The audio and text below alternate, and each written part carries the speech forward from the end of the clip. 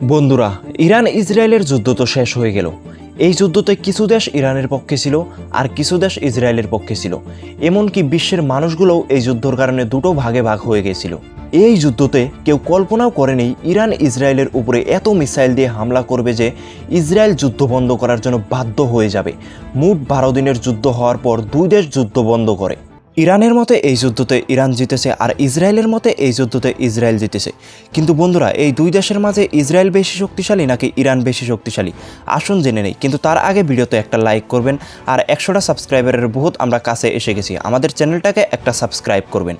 ইসরায়েলের কাছে মোট 6,70,000 সৈনিক আছে, আরেকদিকে ইরানের কাছে 11,70,000 সৈনিক আছে।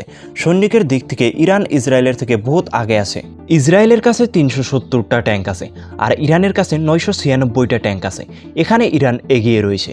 ইসরায়েলের কাছে 64টা যুদ্ধ করার জাহাজ রয়েছে আর ইরানের কাছে 101টা যুদ্ধ করার জাহাজ রয়েছে।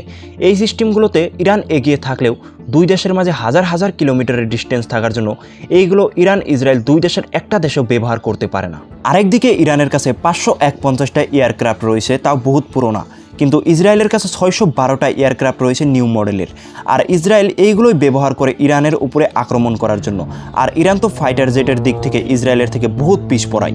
কিন্তু বন্ধুরা, ইরানের সবচেয়ে শক্তিশালী অস্ত্র হলো ইরানের মিসাইল। ইরানের কাছে 3000-এর থেকেও বেশি মিসাইল রয়েছে, কিন্তু ইসরায়েলের কাছে ইরানের থেকে বহুত কম মিসাইল রয়েছে। কিন্তু ইসরায়েলের কাছে আয়রন ডোম নামের একটা ডিফেন্স সিস্টেম রয়েছে, যেটা দিয়ে তারা আকাশেই ইরানের সব মিসাইল ধ্বংস করতে পারত।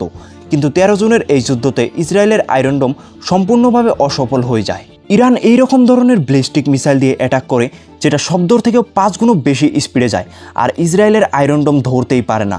আর ইসরায়েলের বড় বড় শহর ফিলিস্তিনের শহরের মতো ধ্বংস হয়ে যায়, যার কারণে ইসরায়েল যুদ্ধ বন্ধ করতে বাধ্য হয়। বন্ধুরা, আপনার মতামত মতে কোন দেশ বেশি শক্তিশালী কমেন্ট করে আমাদের জানাবেন।